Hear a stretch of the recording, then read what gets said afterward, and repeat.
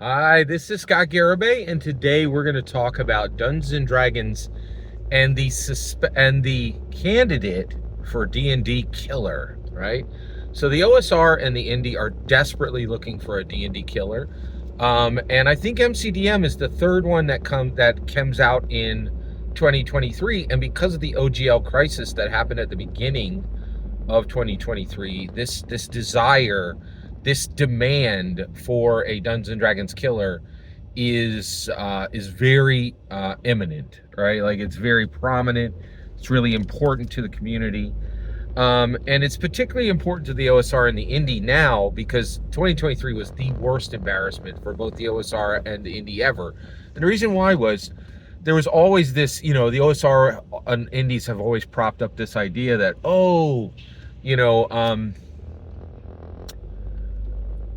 by the way, I'm sorry, let me get to what I'm going to talk about today. Then I'm going to talk about MCDM's game, which is the OSR killer, and we're going to talk about the word heroic, okay? But before we get there, so basically, 2023 was this abominable year for the OSR and the Indie because they always told themselves, hey, D&D is only Dungeons and Dragons because it was first out of the gate and it has this huge name, and they really don't create quality. But the reality is, in 2023, the quality that was reached on Dungeons and Dragons was so clearly an embarrassment to the OSR and the Indie scene, because basically they endured probably 10 different crises, and every single one, the OSR and the Indie were like, oh, look, finally D&D made this misstep, and everybody will see us. And everybody looked at the OSR and the Indie were like, what have you guys been doing? Like, you've made nothing, right? Like, all your stuff has bad art, all your stuff has bad writing, all your stuff has, bad layout. You've done nothing to even compete with Dungeons and Dragons. And people were looking, they were like, oh, let's look at all the OSR and D&D stuff. And they were like, oh, well, we've seen it all. Let's go back to D&D. That's a huge embarrassment for the OSR and the Indie. So they're looking desperately for a D&D killer. And I feel bad for James Introcaso and Matt Colville a little, because I don't think they want their game to necessarily be put in the position of D&D killer. But when you make almost when you're approaching $4 million on your backer kit, then you reach a point where people are like, oh, there's millions of dollars here. That's what you need to compete with Dungeons and Dragons. And people are not wrong. That is very legit what you need to compete with Dungeons and Dragons. You need millions of dollars, right? Oh, and that's the other one, right? Like, Candela Obscura was supposed to be the D&D killer, and actually not even that. Daggerheart, right? Daggerheart was supposed to be in the D&D killer. So what were the D&D killers that failed already in 2023? Shadow Dark, because Kelsey Dion didn't want to pick up the responsibility to compete with D&D. Tales of the Valiant, because it sucked. And Daggerheart, because no one on Critical Role can do anything except Matthew Mercer, and he didn't build Daggerheart, right? Like, Candela Obscura was delivered as a bad refried beans copy of Blades in the Dark, and everybody was like, why didn't you just hire John Harper and get the original rather than some copy dude, right? Like, it was a mess, right? So there's a lot of pressure on MCDM's game to be the D&D killer. Can it be? That's what I want to talk about today. So first of all, Matt Colville is a brilliant genius, and his hiring is very smart. James Introcaso is one of the best dudes in the industry. So you got the right people here, right, to give it a go, right? So what are they doing? So first of all, I do think their frame on the game is 100% right. Well, actually, it's mostly right. What is their frame on their game? They are doing it right in that they're starting at the beginning and they're like, what is this thing? What are we really building? And that's exciting. That is exactly the right question to ask. Okay, so what are you building? Let's get into it. All right. There's what they're saying they're building: tactical, heroic, cinematic fantasy. Now, it's actually that is exactly the way to start a project. What is this? What is it, right? I believe Dungeons and Dragons creator Gary Gygax did exactly the same thing. He sat down and he said, what is this? And then when he realized what he was building, he realized he had to hide it, which I think is exactly what he did. In my humble opinion, Gary Gygax built an identity engine. He built a human flourishment tool and realized if I just build a human flourishment tool, people are going to be like, self-help books suck. I'll hide it in a game. And I think that's what he did, right? And he built this incredible way for people to explore identity, and this incredible way for humans to literally improve, right? But he did it in a way that was really fresh and unique and attractive. That's the part, right?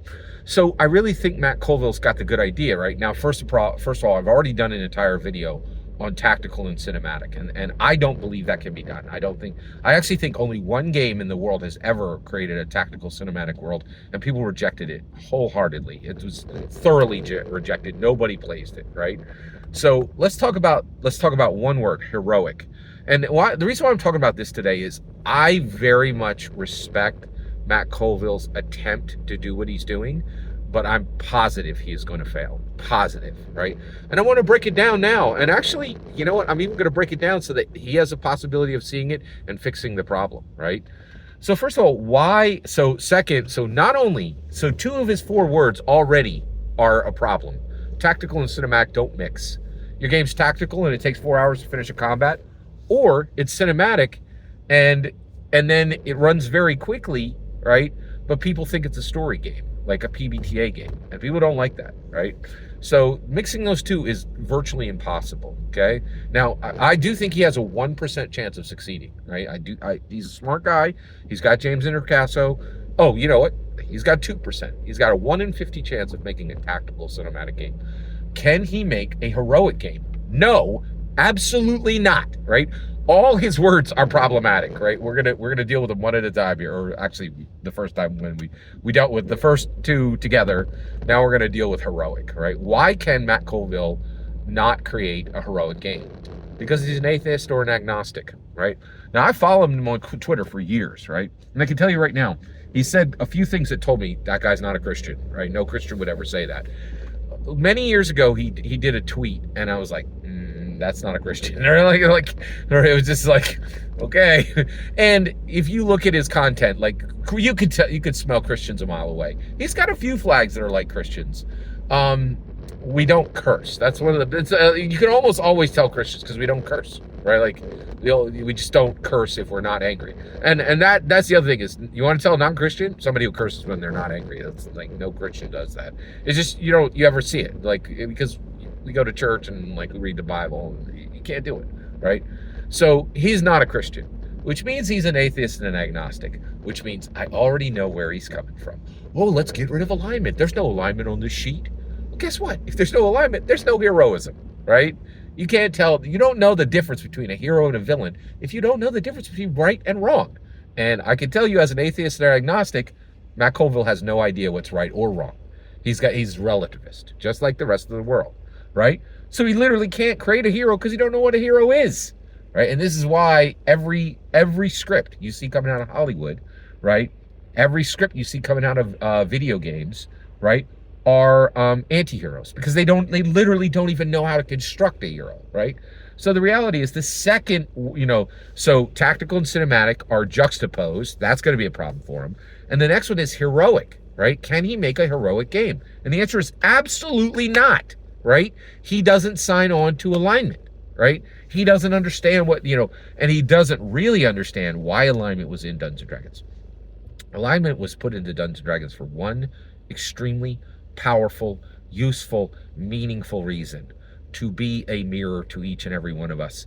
It is not asking what alignment your player character is, it's asking what alignment you are, because you cannot answer the question what alignment is a player character if you don't know what alignment you are.